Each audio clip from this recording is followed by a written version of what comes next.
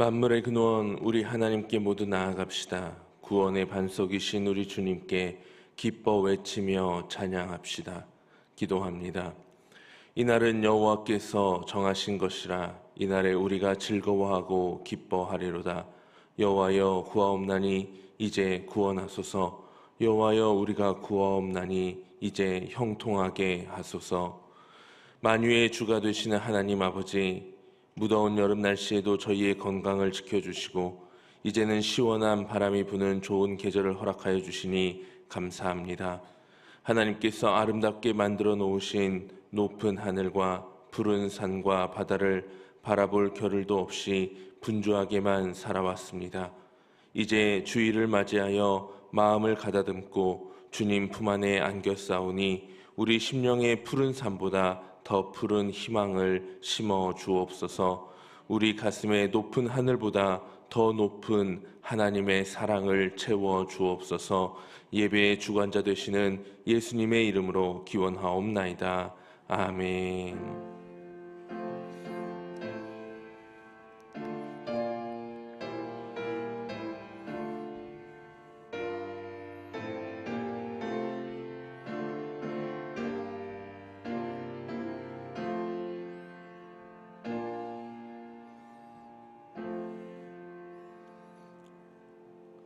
주보에 있는 오늘의 찬양 다시 일어나를 함께 찬양하겠습니다. 주보에 있는 오늘의 찬양 다시 일어나 함께 찬양합니다.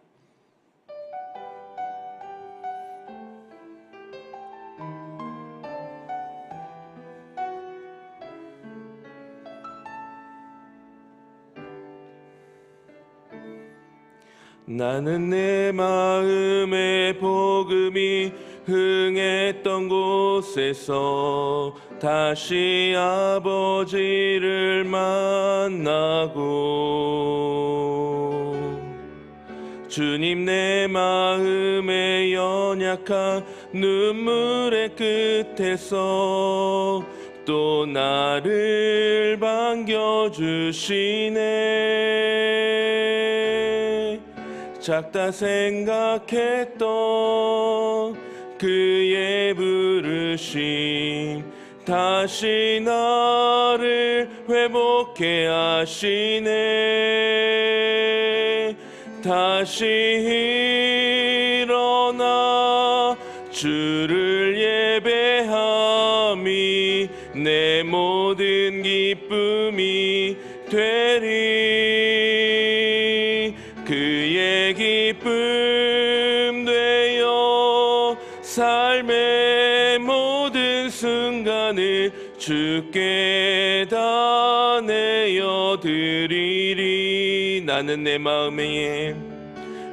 내 마음의 복음이 흥했던 곳에서 다시 아버지를 만나고 주님 내 마음의 연약한 눈물의 끝에서 또 나를 반겨주시네. 작다 생각했던 그의 부르심 다시 나를 회복해 하시네.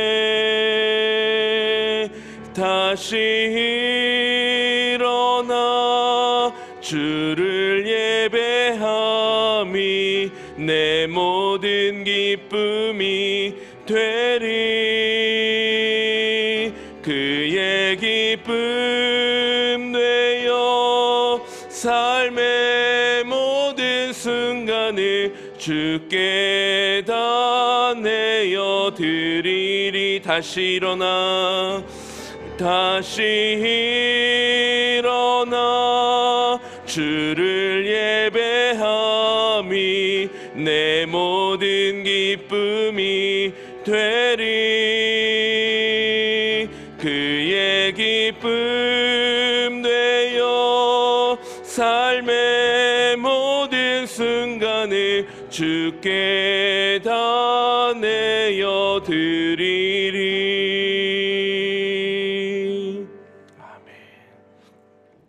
찬송가 뒤에 있는 교독문 18번 시편 31편을 교독합니다.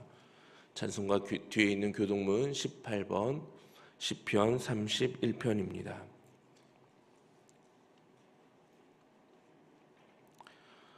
여호와여, 내가 주께 피하오니 나를 영원히 부끄럽게 하지 마시고 주의 공의로 나를 건지소서.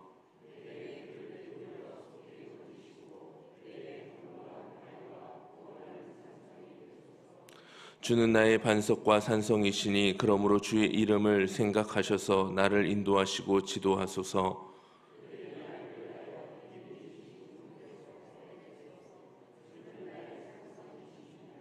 내가 나의 영을 주의 손에 부탁하나이다. 진리의 하나님 여호와여, 나를 속량하셨나이다.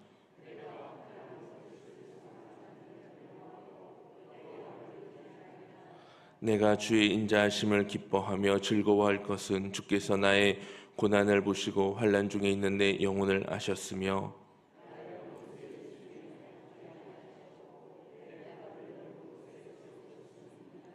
아멘. 다 함께 새롭게 번역된 사도신경으로 우리의 신앙을 고백하겠습니다. 나는 전능하신 아버지 하나님 천지의 창조주를 믿습니다. 나는 그의 유일하신 아들 우리 주 예수 그리스도를 믿습니다.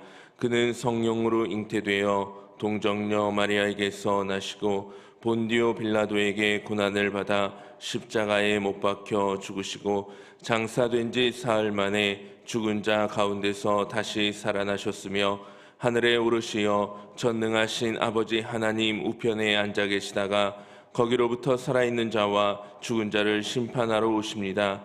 나는 성령을 믿으며 거룩한 공교회와 성도의 교제와 죄를 용서받는 것과 몸의 부활과 영생을 믿습니다. 아멘.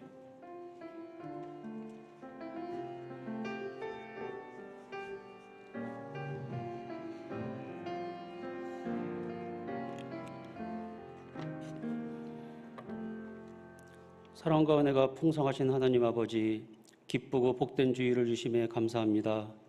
오늘 온 성도가 거룩한 성전에 모여 예배할 때 풍성한 은혜를 더하여 주시고 기쁨으로 찬송할 수 있도록 축복하여 주시옵소서.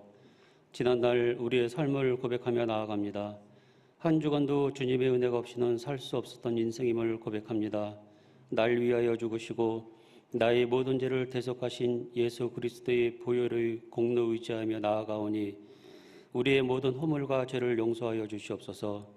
변함이 없으시고 신실하신 하나님, 영원하신 그 사랑이 우리 안에 넘쳐 흐르기를 원합니다.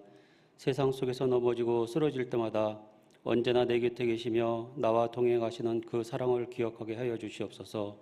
우리를 위하여 독생자 예수 그리스도를 보내신 아버지의 사랑과 십자가 사명을 감당하신 예수 그리스도의 은혜를 바라보게 하소서. 그리하여 이 한 주간도 하나님의 약속을 붙들고 승리하며 살게 하여 주시옵소서. 오늘 이 예배 중에 우리의 심령이 오직 하나님만을 향하게 하여 주시옵소서. 분주한 마음과 염려, 걱정들을 십자가 아래에 내려놓고 오직 믿음으로 예배의 자리로 나아가는 이 시간이 되게 하여 주시옵소서. 이 예배를 통하여 놀라운 기적과 은혜를 경험하게 하시고 사람이 할 수 없는 일을 주님께서 하시는 것을 경험하게 하여 주시옵소서. 기도와 응답이 있는 교회가 되게 하시고 간증의 고백이 넘쳐 흐르는 성령 충만한 교회가 되게 하여 주시옵소서. 우리 교회의 다음 세대를 위하여 기도합니다. 수로보니게 여인과 같은 끈질긴 믿음을 우리 자녀들에게 허락하여 주시옵소서.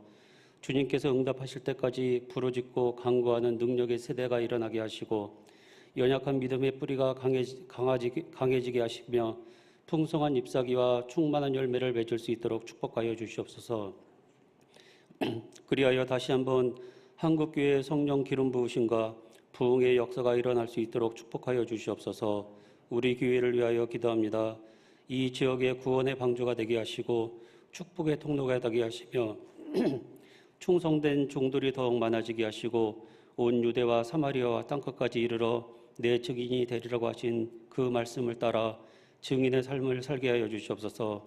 말씀을 증거하시는 위임 목사님, 영육간에 늘 강건하게 하시고 그 입술에 권세가 있게 하시며 말씀을 통하여 우리 성도들의 영혼이 살아나게 하시고 하나님의 종으로서 귀하게 쓰임받게 하여 주시옵소서. 오늘의 모든 상황 속에서 주께서 동행하여 주시고 가정과 일터 저희가 거하는 모든 곳이 천국이 되게 하소서. 이 땅에 주님의 나라가 온전히 임하기를 기도합니다. 오늘 하나님의 일하심과 함께함으로 주님의 나라를 조금이라도 더 온전하게 하는 하나님의 자녀가 되기를 소망하며 나의 모든 것 되시는 예수 그리스도의 이름으로 기도합니다. 아멘.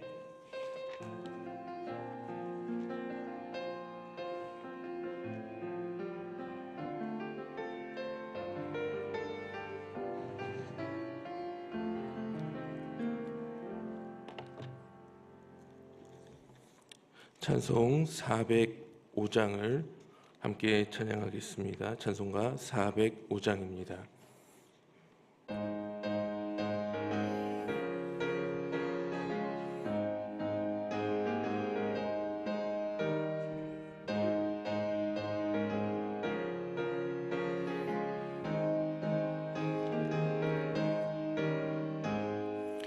주의 친절한 팔에 안기세 우리 마음이 평안하리니 항상 기쁘고 복이 되겠네.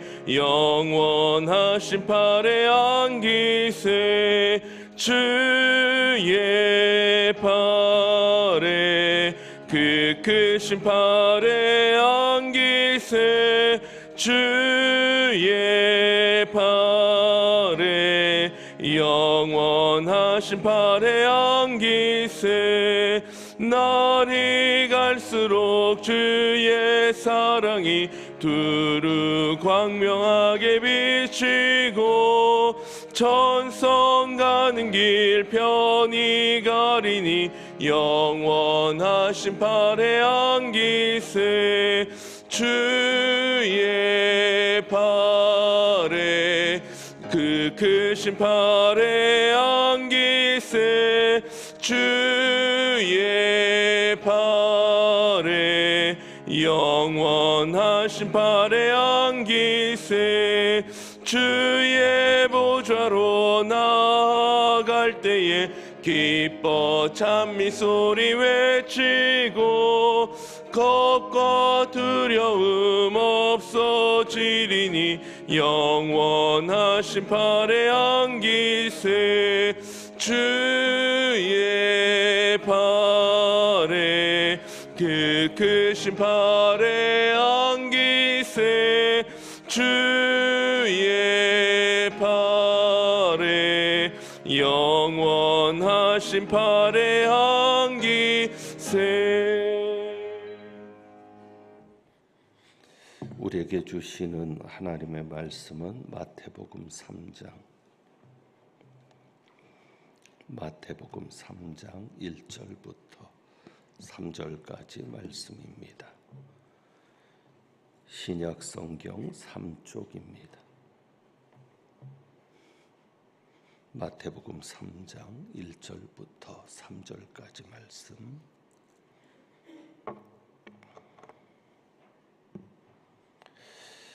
기록된 하나님의 말씀입니다. 그때 세례 요한이 이르러 유대 광야에서 전파하여 말하되 회개하라 천국이 가까이 왔느니라 하였으니 함께 봉독합니다. 그는 선지자 이사야를 통하여 말씀하신 자라 일렀으되 광야에 외치는 자의 소리가 있어 이르되 너희는 주의 길을 준비하라 그가 오실 길을 곧게 하라 하였느니라. 아멘. 기도합니다. 하나님 아버지, 우리의 예배 가운데 오시고 말씀 듣는 가운데 임하여 주셔서 오늘도 성령님의 역사를 통하여 말씀을 깨닫고 이 말씀이 능력으로 삶으로 경험되는 은혜가 있게 하옵소서. 이 시간 온전히 성령께서 역사하여 주시옵소서. 우리 주님 예수 그리스도의 이름으로 기도합니다. 아멘. 이런 말을 한 번이라도 들어보신 줄 압니다. 천당 밑에 분당이 있다라는 말입니다. 천당 밑에 분당이 있다. 그래서 이런 생각을 해보게 됩니다. 만약에 저희 교회를 지금 이 모습 그대로 분당으로 옮겨 놓는다면 지금보다 훨씬 큰 교회가 될 수 있겠습니까? 목사도 그대로, 항존직 분자들도 그대로, 교인들도 그대로, 이 모습 그대로 분당에 우리 교회가 있었다면 지금보다 더 큰 교회가 될 수 있었을까를 생각해 봅니다. 분당은 다른 지역과는 달리 대형 교회들이 참 많습니다. 교회 전문가들이 그렇게 이야기했습니다. 분당은 생성 초기부터, 분당이 개발되는 그 초기부터 기독교인의 비율이 높았다라고 말하고 있습니다. 그래서 천당 아래 분당이라는 표현이 생긴 것은 아닌가 싶기도 한데, 기독교인들이 서울 강남권에서 생활을 하다가 인근에 신도시가 생기면서 그 기독교인들이, 강남에 살던 기독교인들이 대거 이주했다는 것입니다. 그래서 분당이라는 지역은 다른 어떤 지역보다도 기독교인의 비율이 높은 지역이 됐고, 그만큼 대형 교회도 많이 생겼습니다. 분당이 그 어느 도시보다도 잘 계획된 도시라는 점도 중요했습니다. 그러니까 신도시 건설 계획에 따라서 분당의 교회들은 아파트 대단지 사이에 종교 부지를 제공받아서 교회를 건축을 했습니다. 그러니까 출발부터 교회가 성장할 수밖에 없는 토대가 마련이 되었던 겁니다.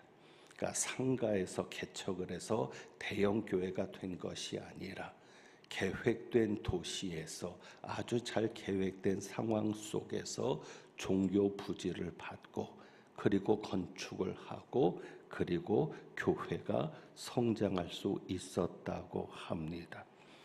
그래서 분당은 지금도 대형 교회가 아직까지도 부흥이라고 표현할 수 있을지 모르겠는데 부흥하는 곳이 분당이라고 합니다.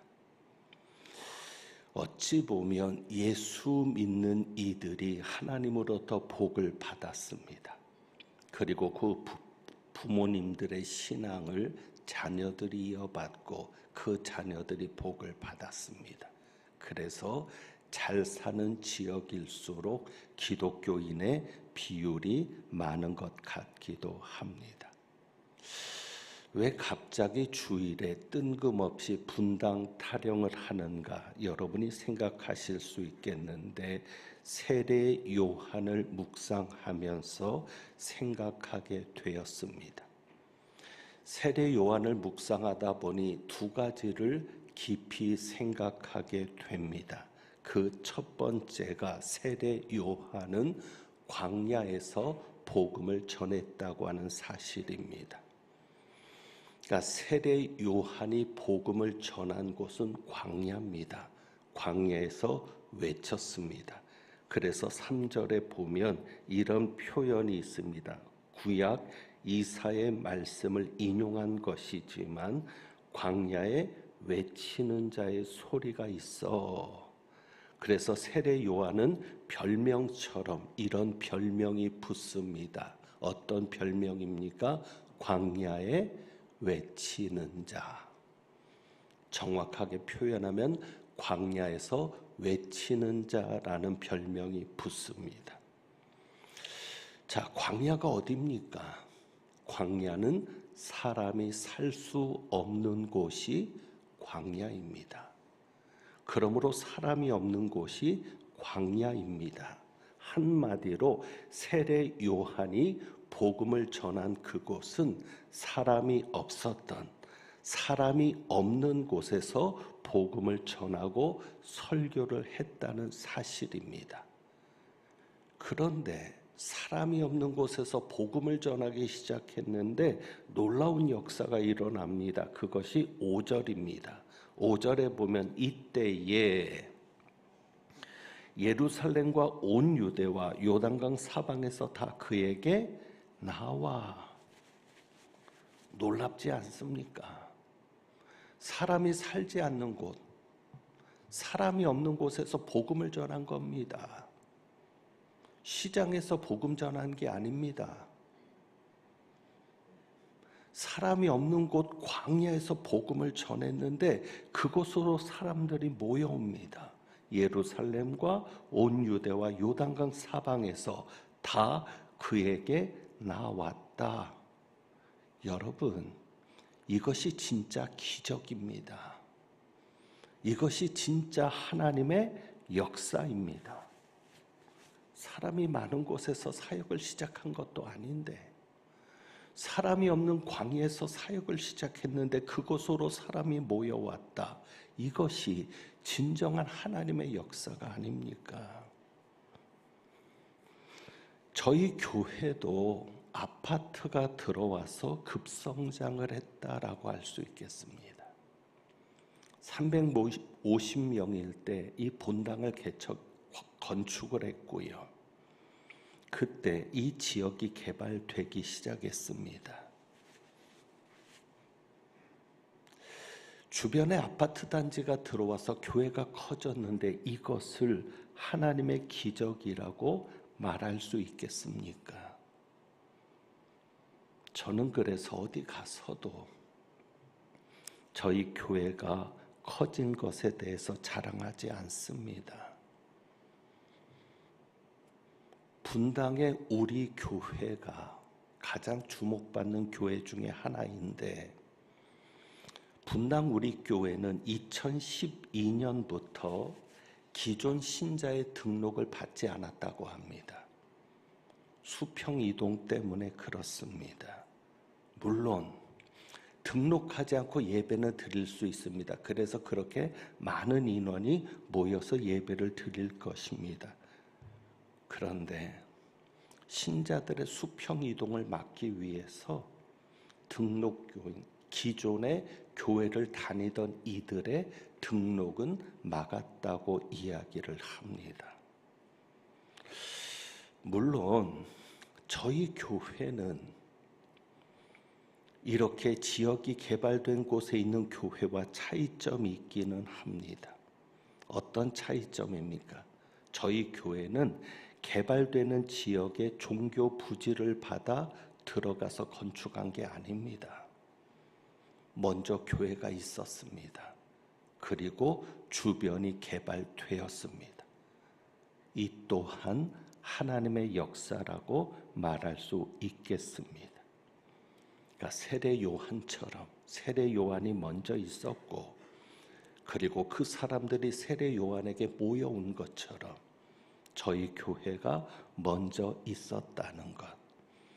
그래서 저희 교회를 중심으로 지역을 개발시켜 주었다는 것. 이것은 하나님의 역사라고 할 수 있겠습니다. 그래서 시골 교회가 도시 교회가 되었습니다. 자, 이제 지역 얘기는 그만하고 우리 자신에게로 한번 눈을 돌려봅니다. 여러분, 광야에서 성공해야 진짜 하나님의 역사입니다. 광야에서 성공해야 진짜 하나님이 하셨다라고 말할 수 있을 것입니다. 예를 들어서 여러분이 가게를 얻는다고 생각해 보십시오. 여러분이 상가를 얻으려고 합니다. 상가를 얻을 때 가장 신경 쓰는 게 무엇입니까? 우선적으로 신경 쓰는 것. 목이 좋은 곳인지를 봅니다. 가게를 얻으려면 목이 좋은 곳인지를 보죠. 그러니까 세 가지를 고려합니다. 유동 인구가 많으냐, 다니는 사람들이 많으냐, 접근성이 좋으냐. 접근성이 좋다는 것은 교통이 편리하냐를 볼 것입니다.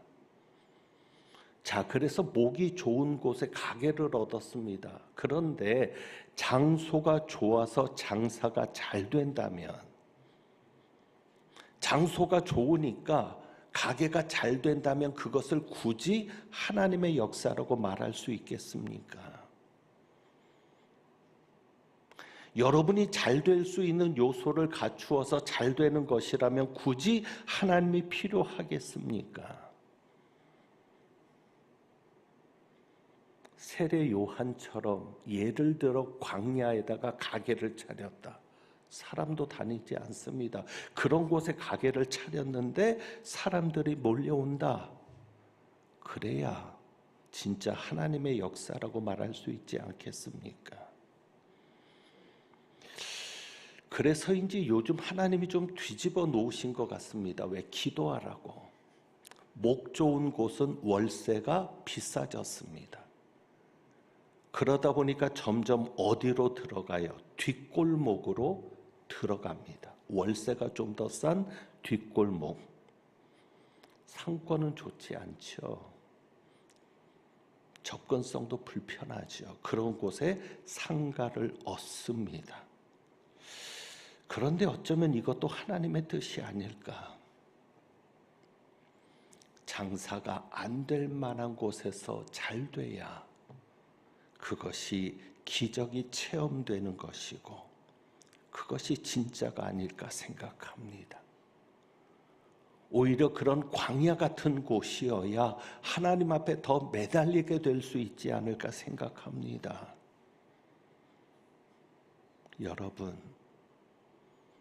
여러분이 광야에 있습니까? 광야는요, 계산이 안 되는 곳입니다. 아무리 계산기를 두드려도 답이 나오지 않는 곳이 광야입니다. 가능성이 1%도 보이지 않는 곳이 광야입니다. 하지만 광야이기 때문에 우리는 기적을 체험할 수 있습니다.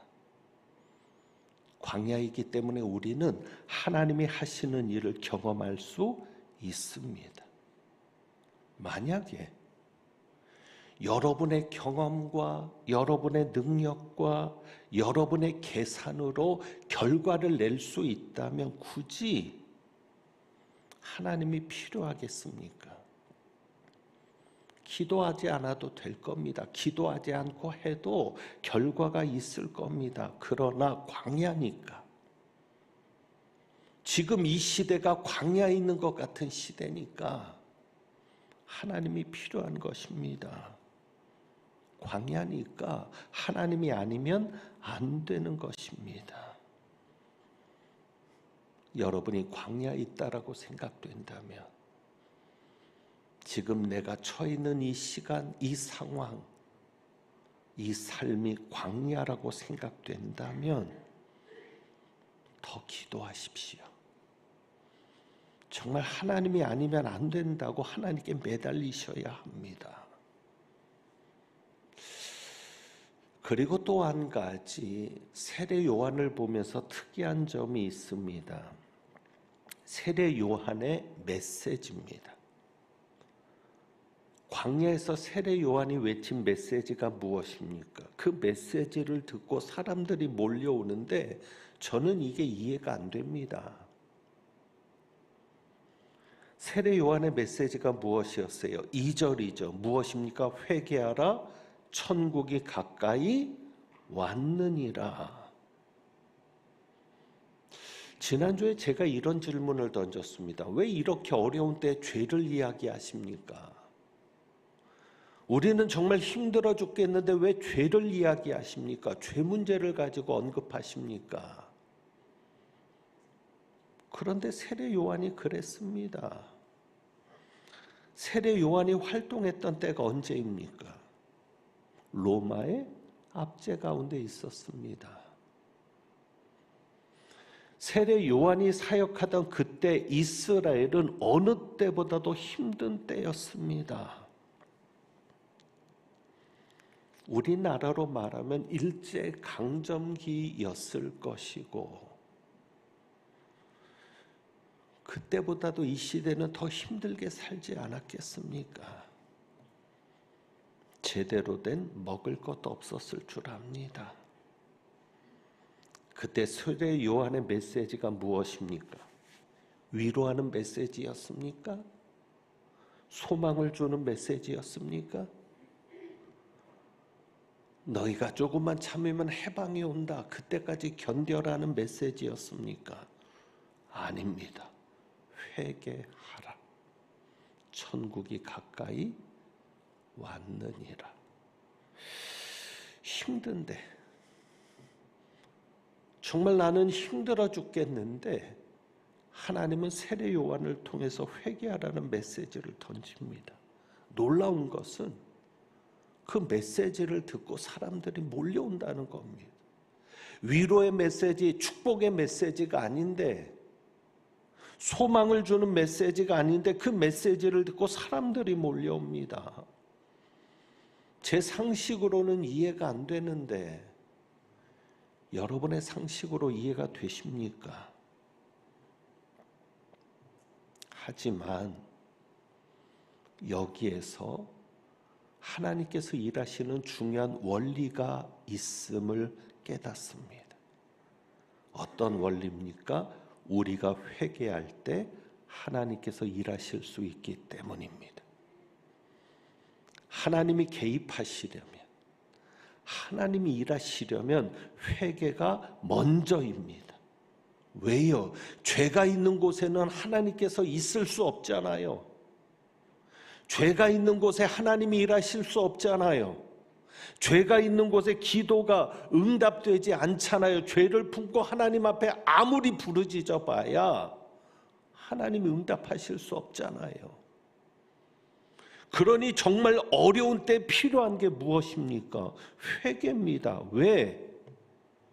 혹시 그 어려움이 우리의 죄 때문은 아닌지, 세상을 즐기고 하나님보다 세상을 더 사랑했던 그 결과는 아닌지, 정말 광야라면, 우리가 광야에 있게 되었다면 그 이유는 아닌지 한번 돌아봐야 될 것 아닙니까? 세례 요한의 설교에서도 이것을 확인하는 것이죠. 회개하라, 천국이 가까이 왔느니라. 자, 회개해야 천국에 들어간다는 것입니다. 회개해야 천국이 이루어진다는 것입니다. 천국이 무엇입니까? 하나님의 뜻이 이루어지는 것이 천국입니다. 하나님의 다스리심이 있는 곳이 천국입니다. 그러므로 우리가 죽어서 가는 곳도 천국이지만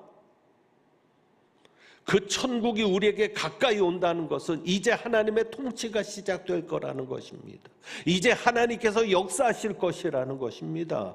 그러므로 회개하는 자만이 하나님의 통치 가운데 들어갈 수 있고, 회개하는 자만이 하나님의 다스리심을 받을 수 있고, 회개하는 자만이 하나님의 기적을 볼 것이라고 하는, 하나님의 역사를 볼 것이라고 하는 말씀입니다. 그러므로 회개하라는 메시지를 어려울수록 던지는 것입니다. 그렇다면 하나님께서 세례 요한을 통해서 가르쳐 주시는 회개는 무엇인가를 생각합니다. 8절과 9절을 보면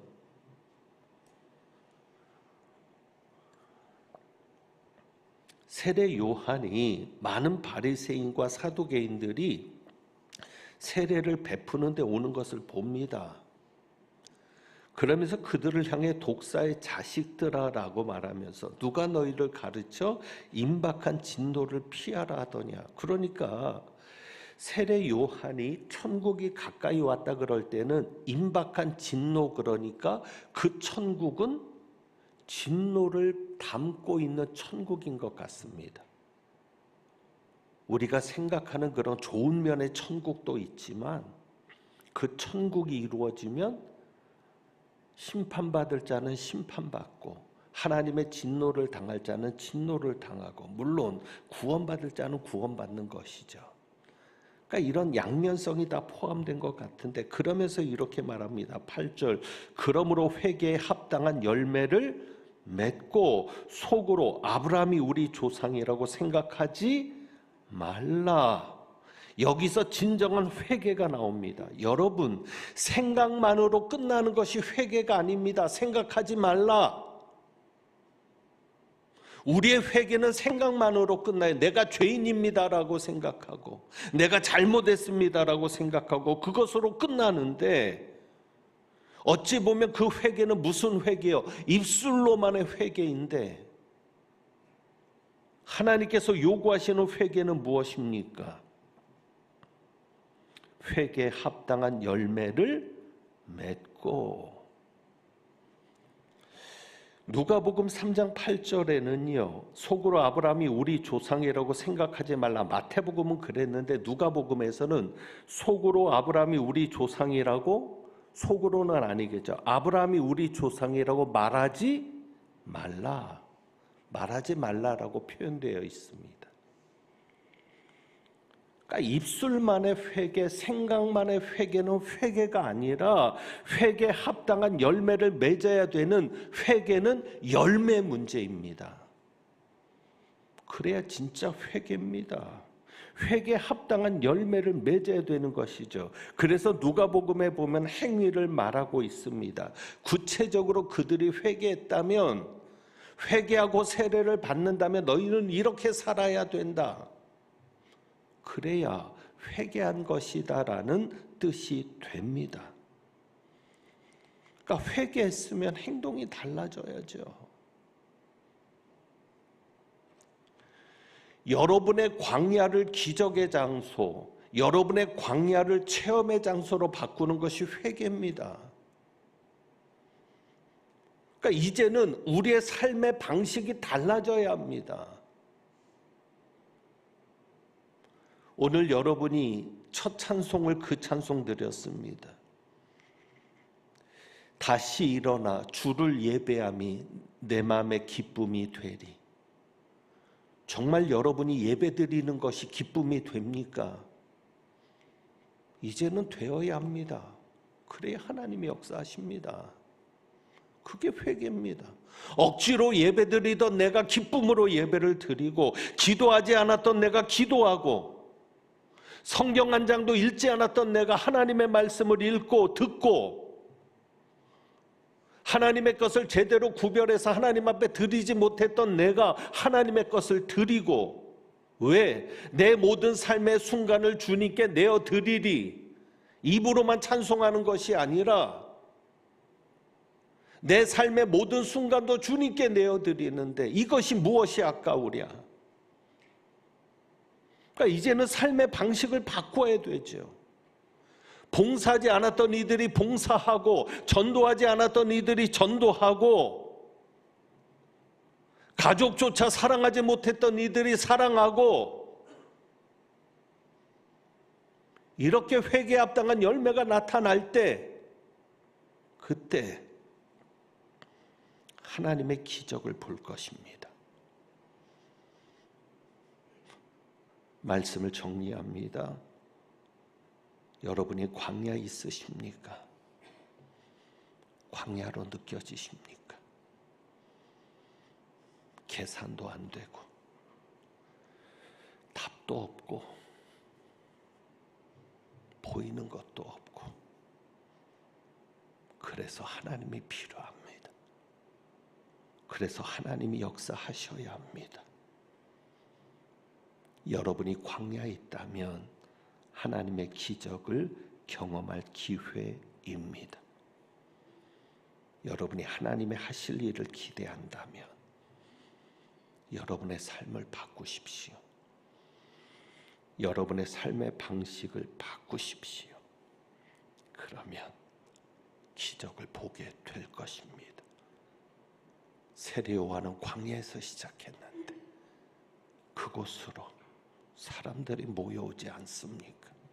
하나님이 그렇게 여러분에게 모여오게 하실 줄 믿습니다. 그래서 오늘 말씀을 생각하면서 찬송 드립니다. 490장 찬송가 490장 찬송합니다. 490장입니다. 정말 주님이 우리의 꿈을 이루어 주시기를 원하고 우리에게 보여주신 것을 이루어 주시기를 원하면서 우리의 꿈이 정녕 이루어질 것이라는 그 믿음을 가지고 주님을 볼 것이라는 기대를 가지고 우리 한번 이 찬양 드려봅니다. 490장 찬송합니다.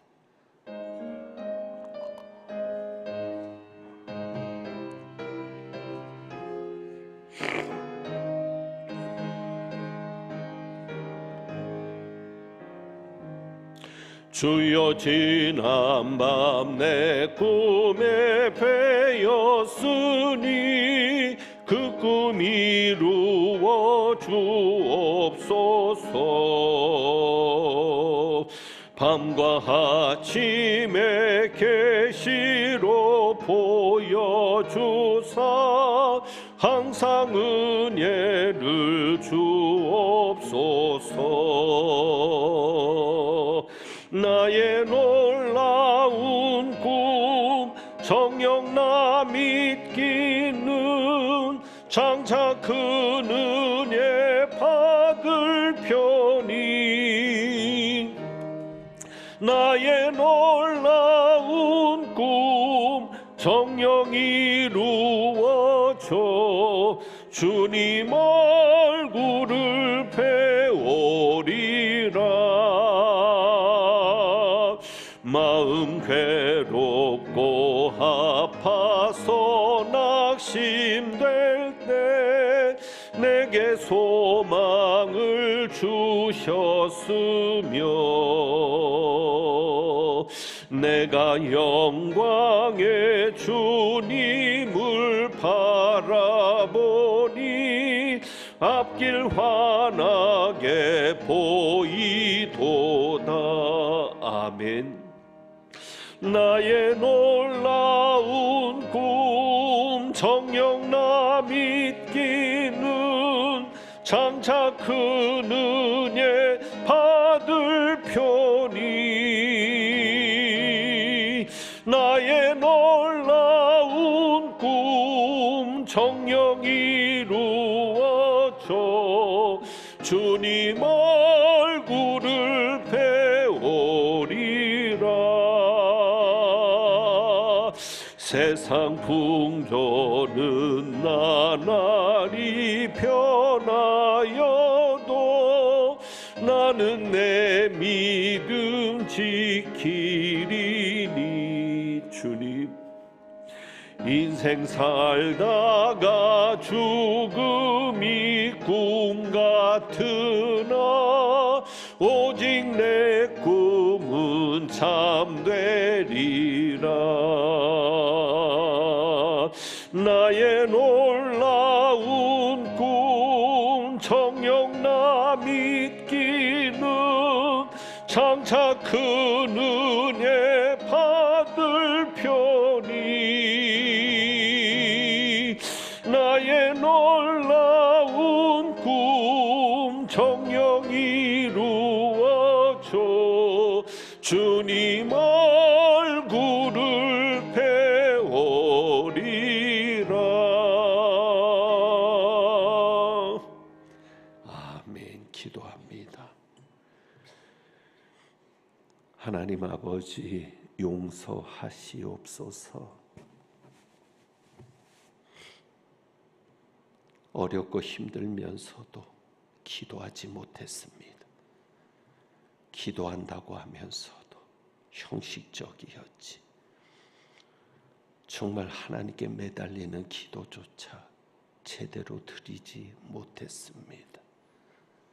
이제 힘주셔서 다시 일어나게 하셔서 하나님께 매달리고 하나님이 아니면 안 된다는 것을 깨닫고 하나님의 역사심을 기다리며 온 힘과 정성을 쏟아 하나님만을 바라보는 저희들 되게 하옵소서. 오늘도 하나님께서 하셨습니다, 하나님이 아니면 안 됩니다라는 믿음의 고백을 담아서 주님 앞에 귀한 예물을 드립니다. 예물 드린 이 정성을 기쁘게 받으셔서 예물 드린 가정과 자녀 손들 위에, 일터와 직장과 사업장 위에, 모든 삶의 발걸음 위에 하나님의 선한 돌보심의 역사를 날마다 체험하는 은혜가 있게 하옵소서. 우리 주님 예수 그리스도의 이름으로 축복하며 기도하옵나이다. 아멘. 교회 소식을 말씀드립니다. 주보를 같이 봅니다.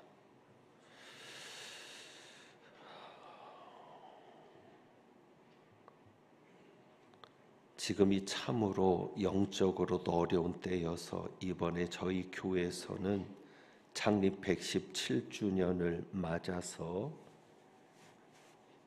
부흥 사경회를 준비하고 있습니다. 날짜는 10월 1일부터 3일인데 추석 연휴 기간에 잡았습니다.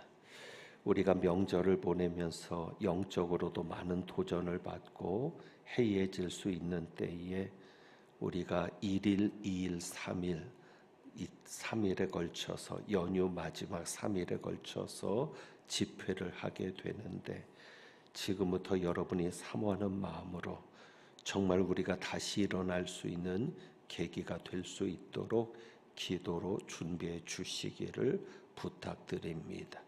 안수집사회 원례회가 있고 이번 주 화요일에는 서울 동북로의 동부시찰회가 저희 교회에서 있겠습니다. 여러 교회 목사님, 장로님들이 오시는데 손님을 잘 맞아 주시고 동부시찰회가 잘 끝날 수 있도록 기도 부탁드립니다. 여전도에서 추석 선물 세트 주문을 받으니까 참고해 주시기를 바라고 수익금은 건축원금으로 드려진다고 합니다. 또 서울 동북노회 2개 시찰, 동부, 동남 시찰이 연합해서 성지 순례를 준비하고 있습니다. 10월 9일에 강화도로 가게 되는데 미리 신청을 받습니다. 신청서는 1층에 준비되어 있으니까 신청해 주시고 궁금한 것은 윤복은 장로님께 문의해 주시기를 원합니다. 계속 광고가 나갔는데 성탄절 연극 단원을 모집하고 있습니다. 9월부터 연습이 시작된다고 하니까 관심 가져 주시기를 바랍니다.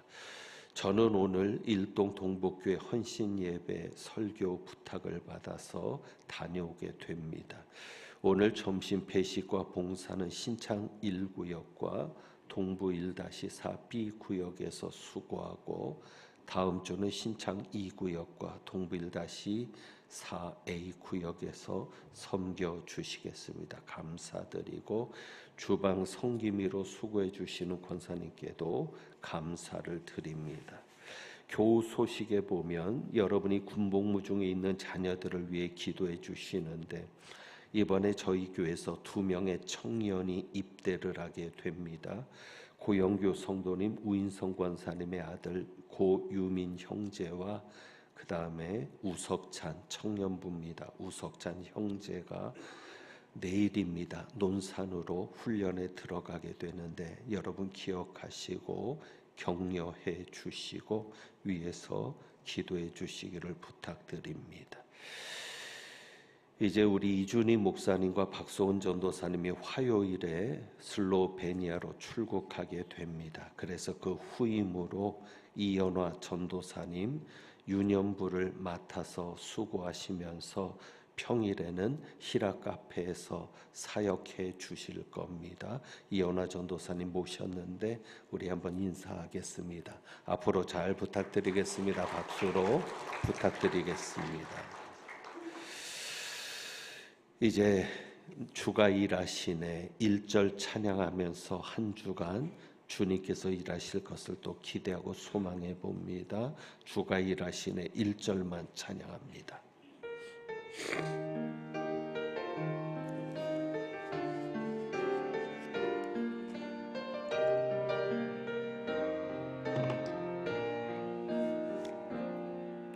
날이 저물어 갈 때 빈들에서 걸을 때 그때가 하나님의 때 내 힘으로 안 될 때 빈손으로 걸을 때 내가 고백해 여호와 이래 주가 일하시네 주가 일하시네 주께 아끼지 않는 자에게 아멘 주가 일하시네 주가 일하시네 신뢰하며 걷는 자에게 주가 일하시네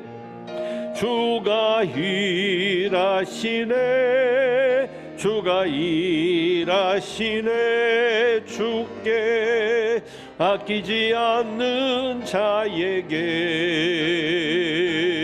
주가 일하시네 주가 일하시네 신뢰하며 걷는 자에게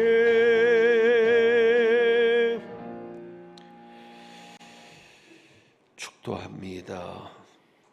하나님은 내게 복을 주시고 너를 지키시기를 원하며 하나님은 그의 얼굴을 내게 비추사 은혜 베푸시기를 원하며 하나님은 그 얼굴을 내게로 향하여 드사 평강 주시기를 원하노라. 어둠이 짙어가고 빈들에서 걷는 지금이 광야인 줄 압니다. 내 힘으로는 안 되고 빈손으로 걷게 되는 지금이 광야인 줄 압니다. 하지만 광야에 있는 이때가 하나님의 때인 것을 알고 오직 하나님만이 하실 수 있음을 생각하고 하나님의 행하시는 기적과 하나님의 은혜를 사모하며 나아가는 주님의 귀한 백성들 위에 우리 주님 예수 그리스도의 은혜와 아버지 하나님의 사랑과 성령님의 교통하시며 충만케 하심이 이제부터 영원까지 함께 하시기를 축원하옵나이다. 아멘.